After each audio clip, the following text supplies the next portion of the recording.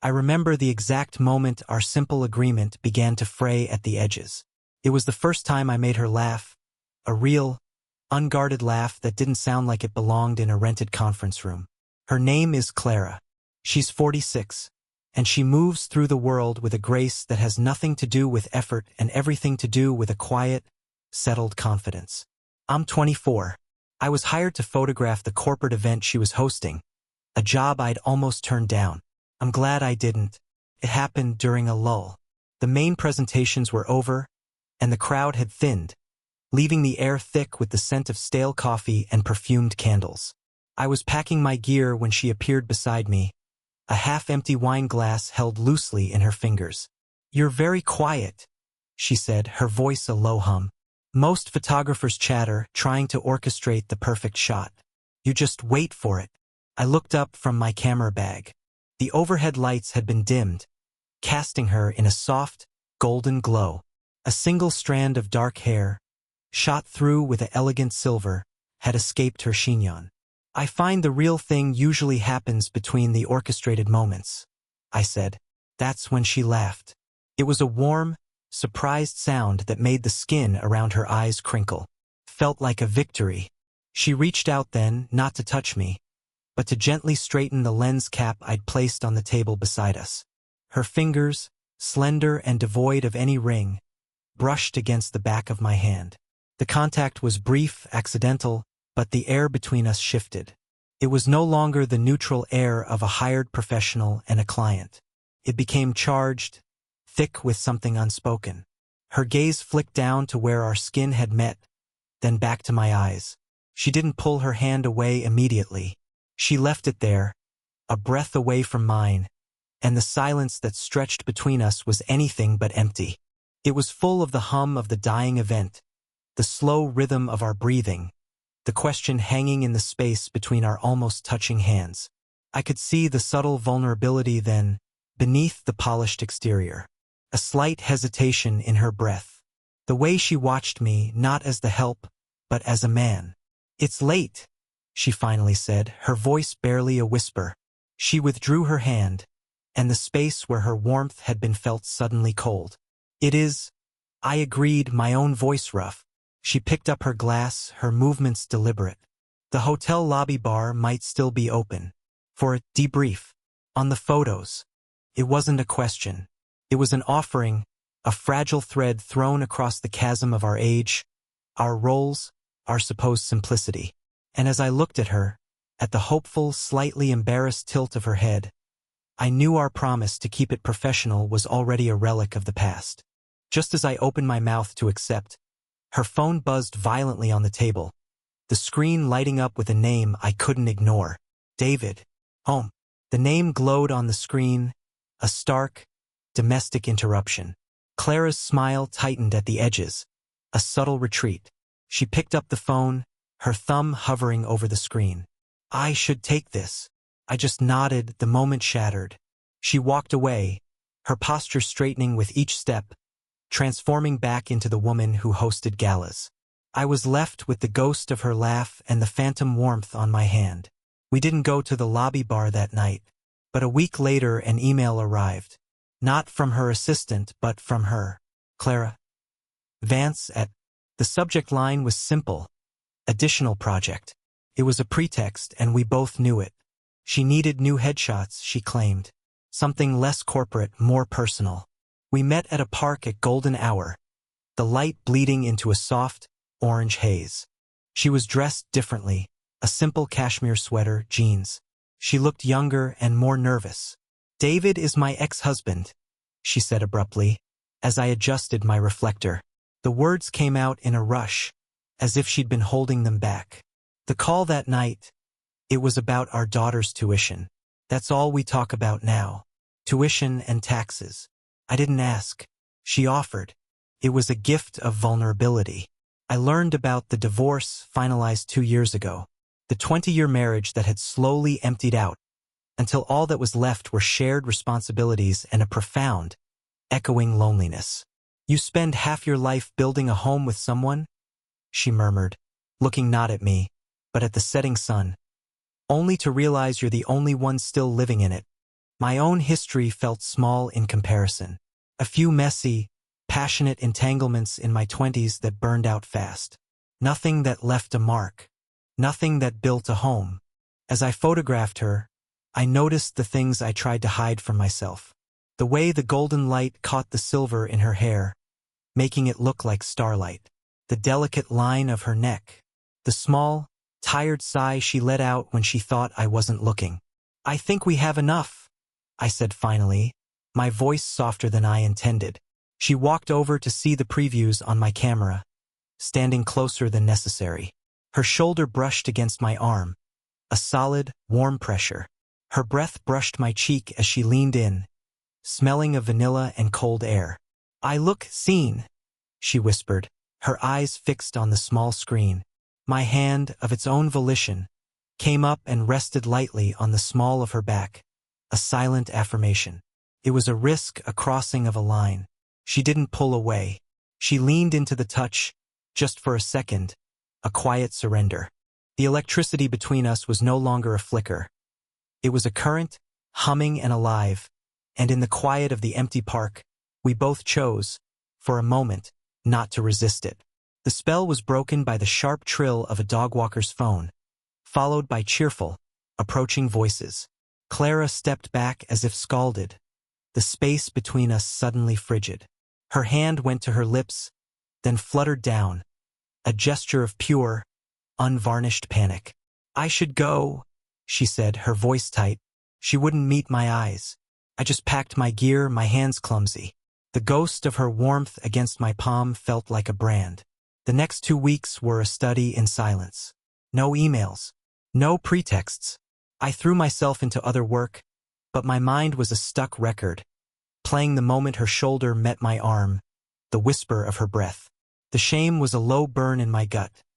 Not for wanting her, but for the fear I'd seen in her eyes. I pushed too far.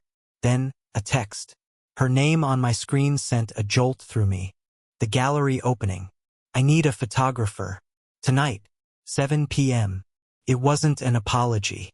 It was a command. And I was there at 10 till 7. She was a vision in emerald green, holding a glass of champagne, holding court. She was Clara Vance again, polished and untouchable. Our eyes met across the room, a brief, electric connection before she deliberately turned back to her conversation. It was a punishment, or a test. I worked, capturing the glittering crowd, but my lens always found its way back to her. I saw the strain in her smile, the way her laugh never quite reached her eyes. I saw a man, someone her age, touch her elbow with a familiarity that made my jaw clench. The event ended. The crowd filtered out. We were alone in the vast, white room, surrounded by the echo of our footsteps and abstract sculptures. "You've been avoiding me," I said. The words hung in the quiet. She stood by a large canvas, a swirl of dark blue and gray. "This is complicated, Leo." "I know. Do you?" She finally turned, her composure cracking. "You're 24. Your life is all possibility. Mine is a postscript. I have a daughter who's only a few years younger than you. What would people say?" "I don't care what people say. You should," she whispered, her voice thick. "Because I have to." I crossed the room until I was standing right in front of her, close enough to see the gold flecks in her hazel eyes, close enough to feel the heat radiating from her body. We were a breath apart. Her gaze dropped to my mouth. My heart hammered against my ribs. This was it. The moment to close the distance, to erase all the complications with a single, reckless act. But I didn't. Instead, I reached out and, with a trembling hand, gently tucked that same stray strand of silver hair behind her ear. My fingertips grazed her cheek, a touch so feather-light it was almost a question. A shuddering breath escaped her. She didn't pull away. She leaned her cheek, just for a heartbeat, into my palm. Her eyes closed. We stood there, in the silent gallery, suspended in the space between a question and its impossible answer, pulled closer than ever by the very force we were trying to resist. The air in the gallery was cool and still, but the space where my palm cupped her cheek was a furnace. Her skin was impossibly soft. She leaned into the touch, a surrender so complete it stole my breath. Her eyes remained closed, as if by not looking, this could be a dream. "Clara," I whispered, my voice rough. Her eyes fluttered open. The fear was still there, a shadow in the hazel depths, but it was being drowned out by something else, something raw and hungry. Her gaze dropped to my mouth again, and this time it lingered. "This is a mistake," she breathed, but her body swayed forward, contradicting her. "I don't care." It was the only truth I had left. My other hand found her waist, pulling her the final inch against me. She was solid and real, her body a perfect curve against mine. A small, broken sound escaped her throat. The scent of her, vanilla and something uniquely her, filled my senses, drowning out the sterile smell of the gallery. I could feel the frantic beat of her heart against my chest, or maybe it was my own. The world had narrowed to this single point of contact, this precipice. Her lips were parted, just slightly. An invitation, a plea. I lowered my head, my forehead resting against hers. Our breaths mingled, short and shallow. I could feel the warmth of her exhale on my lips. "Leo." My name was a sigh on her lips, a final, weak protest. It was the last thread of her resistance snapping. My hand slid from her cheek into her hair, dislodging the elegant chignon. Silver and dark brown strands tumbled down, and she gasped at the intimacy of it. I tilted her head back, just so. Every cell in my body was screaming to close the distance, to finally know the taste of her, to make this thing between us real, undeniable. Her eyes were wide, locked on mine, full of terror and a wild, blazing hope. Our lips were a hair's breadth apart. I could almost feel them, and I whispered, the words of vow into the space between our mouths. "Tell me to stop." Her breath hitched. Her fingers clutched at the fabric of my shirt, pulling me closer, not pushing me away. Her lips parted to answer. The shrill, relentless buzz of her phone in her clutch purse shattered the silence like gunfire. We froze. The moment shattered into 1,000 sharp pieces. Her eyes widened in horror, not at the interruption, but at how close we had come, at what we had almost done. She didn't move. She didn't breathe. And neither did I. The phone buzzed again, a violent, insistent hum against the quiet. Clara didn't move to answer it. Her eyes were still locked on mine, wide with the aftermath of our almost kiss. "It might be your daughter," I said, my voice gravelly, my body still thrumming with her nearness. The mention of her child was a bucket of cold water. She flinched, her hands releasing their death grip on my shirt. She took a single, stumbling step back, her heel clicking sharply on the polished concrete. The distance felt like a chasm. She fumbled in her clutch, her hands trembling so badly she could barely retrieve the phone. She didn't answer it. She just stared at the screen, her face pale in the bluish light. "It's not my daughter," she whispered. She looked up, and the raw, unguarded shame in her eyes was a physical blow. "It's David, my ex-husband." I just stood there, waiting, the air gone thick and heavy. He proposed. Again. Last week. The words fell into the silence like stones. "He wants to fix things. For our family." The revelation landed, a sucker punch to the gut. The gallery walls seemed to tilt. All this time, the phone calls, the tension. It wasn't just about shared history. It was about a possible future. A future I wasn't in. "And what did you say?" I asked, my voice dangerously calm. She wrapped her arms around herself, a solitary figure in the vast, empty room. "I told him I needed time." "Time for what?" "I don't know." The cry was torn from her, sharp with frustration and pain. "To figure out if I'm trying to rebuild a life that's over, or if I'm just terrified of being alone. Terrified of wanting something that feels this impossible."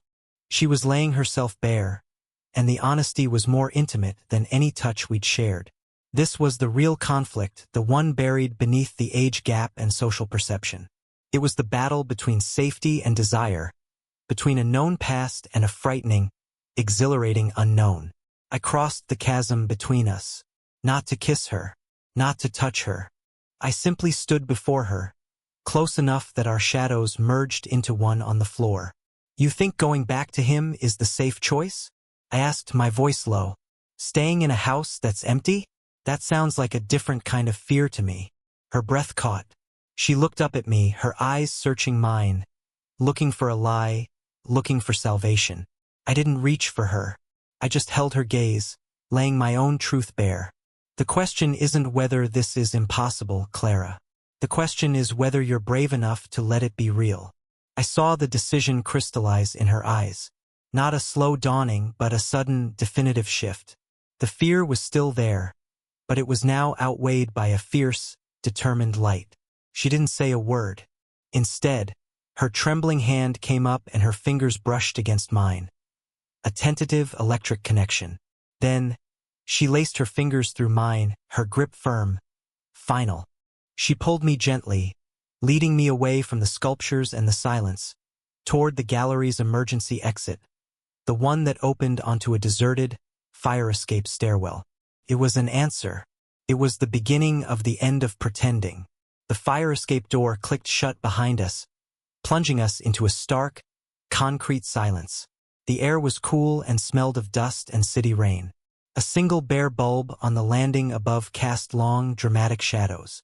We were alone, truly alone, for the first time. She didn't let go of my hand. Her grip was tight, almost desperate. Leo, she breathed. My name a confession in the hollow space. I backed her against the cold concrete wall, not with force, but with a slow, deliberate pressure that made her gasp. Our bodies weren't quite touching, but I could feel the heat of her through the thin silk of her dress.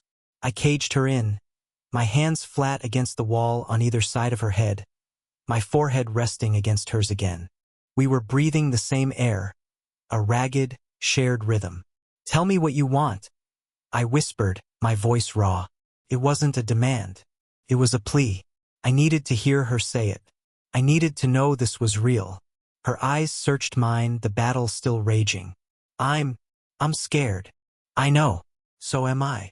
I'm 46, she said, a tremor in her voice. I have lines on my face and a history that weighs a ton. You should be with someone simple. I brought one hand down, my fingers tracing the line of her jaw, then drifting to the delicate skin beneath her eye. I don't want simple. My thumb brushed over the corner of her mouth. I want this. I want the lines. I want the history. I want you. A tear escaped, tracing a path through her powder. She didn't wipe it away.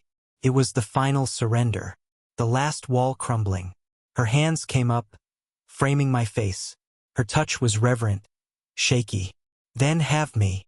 The words, so quiet, were a detonation. I closed the infinitesimal distance between us. And finally, I kissed her. It wasn't a frantic, desperate clash. It was a slow, deep, soul-searching kiss. A confirmation. Her lips were soft and tasted of salt and champagne. Her body melted against mine. All the tension, the fear, the weeks of longing, dissolving into a single, perfect point of connection. My arms wrapped around her, pulling her flush against me, one hand tangling in the soft, fallen hair at the nape of her neck.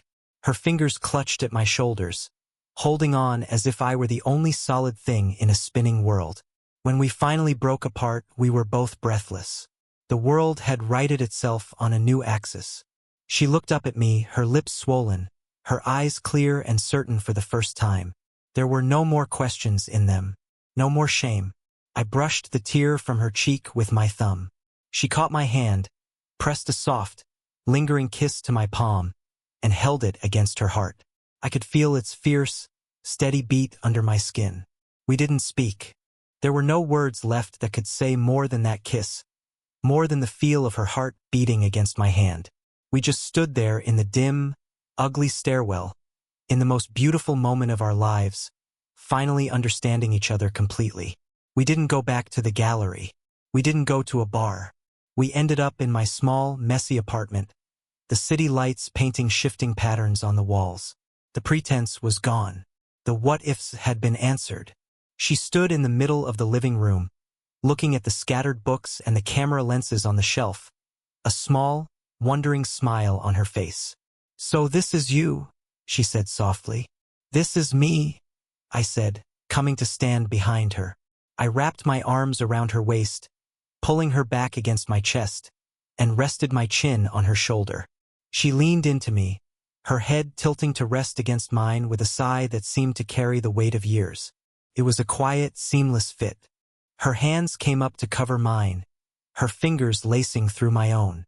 "All that fear," she whispered, her voice thick with the emotion I couldn't quite name. "All that time spent worrying about what it would look like from the outside. And it just feels like this." She squeezed my hands. "It just feels like coming home." I turned her in my arms to face me. The vulnerability was still there, but it was no longer guarded. It was offered. I brushed a stray strand of silver from her forehead and pressed a kiss there, slow and deliberate.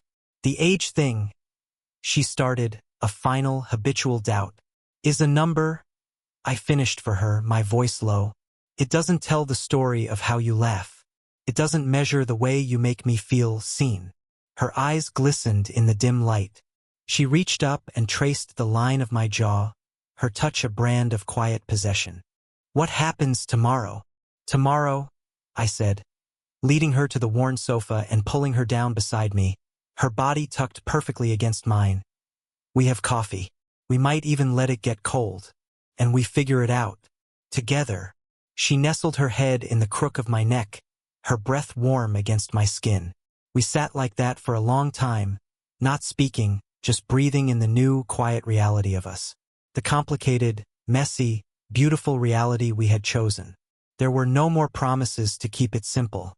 There was only this, her weight against me, the steady rhythm of her heart, and the profound, sensual peace of two people who had finally stopped running. Did you enjoy the story? What kind of stories would you like to hear next?